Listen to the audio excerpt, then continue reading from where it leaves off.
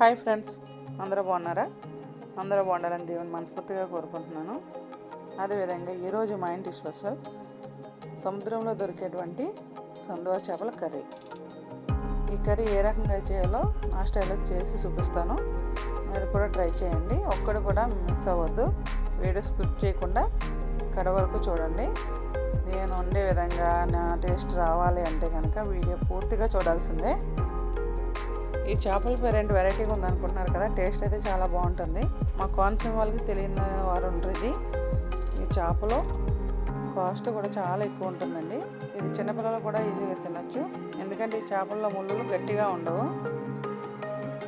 చేపలు క్లీన్ చేసి పక్కన పెట్టిన తర్వాత ఆనియన్స్, అలాగే పచ్చిమిర్చి, టమాటోస్, కొత్తిమీర కూడా కట్ చేసి పక్కన పెట్టేశాను.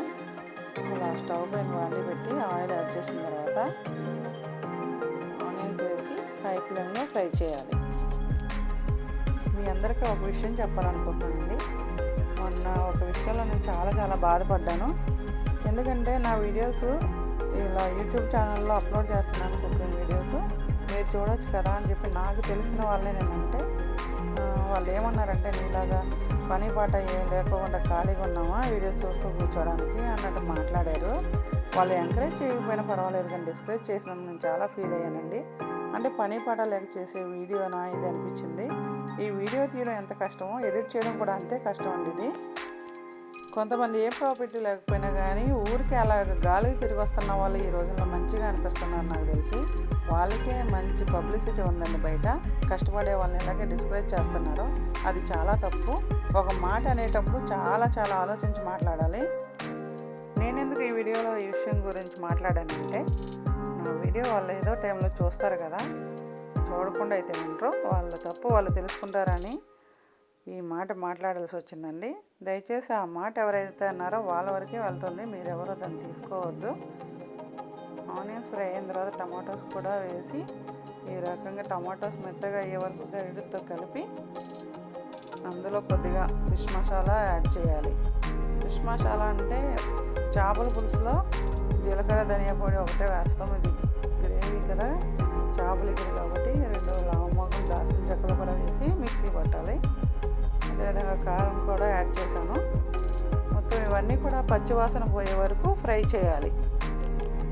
2 మినిట్స్ ఫ్రై చేసిన తర్వాత ఇలా క్లీన్ చేసి పెట్టిన చేప ముక్కలు కర్రీలో యాడ్ చేసి ఒక 2 మినిట్స్ ఇవి అన్నీ కలిసే విధంగా కలిపి దానిపైన మూత పెట్టాలి.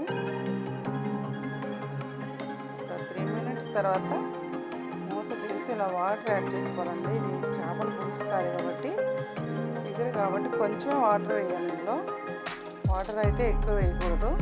అలా అని స్టవ్ హై ఫ్లేమ్లో కూడా పెట్టి కుకింగ్ చేయకూడదు. మీడియం ఫ్లేమ్లో పెట్టి స్లోగా కుక్ చేయాలి. చేపల ఎగురులో ఎప్పుడు కూడా సాల్ట్ ఫస్టే వేయకూడదండి, ఎందుకంటే అది ఫిషింగ్ పట్టేసి టేస్టింగ్ ఏమీ తెలియదు, ఇంక ఉప్పగానే అనిపిస్తుంది. అందుకని నేను ఆ సాల్ట్ కూడా వాటర్ అంతా వేసిన తర్వాత అది ఒక 5 మినిట్స్ కుక్ అయిన తర్వాత అప్పుడు వేసాను, చూసారా సాల్ట్. ఆ రకంగా వేస్తే కర్రీ టేస్ట్గా ఉంటుంది. మీరు గుర్తుపెట్టుకోవాల్సిన విషయం ఏంటంటే, చేపలు ఎగురు వండేటప్పుడు ఎప్పుడు కూడా స్టవ్ హై ఫ్లేమ్లో పెట్టకూడదండి, స్లోగానే కుకింగ్ చేయాలి. చూసారు కదా, ఎంత స్లోగా అయితే అవుతుందో అంతే టేస్ట్గా ఉంటుంది. ఇది హై ఫ్లేమ్లో పెట్టడం వల్ల కింద అతుక్కుపోయి అది మాడిపోయిన స్మెల్ వస్తుందండి.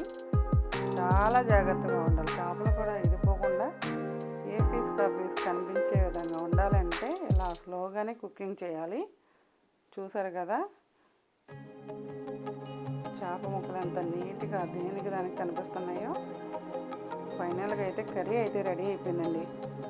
మీకు కనుక ఈ కర్రీ నచ్చినట్లయితే నా ఛానల్ సబ్స్క్రైబ్ చేసి అలాగే లైక్ చేయండి. మీ ఫ్రెండ్స్ అండ్ ఫ్యామిలీ మెంబర్స్ కూడా ఈ వీడియోస్ సెండ్ చేసి సబ్స్క్రైబ్ చేయించండి please. First time cooking videos పెడుతున్నాను కదా, సబ్స్క్రైబర్స్ కొంచెం ఎక్కువ వస్తే పబ్లిసిటీ కూడా యూట్యూబ్ కొంతమందికి చేస్తుందని విన్నాను.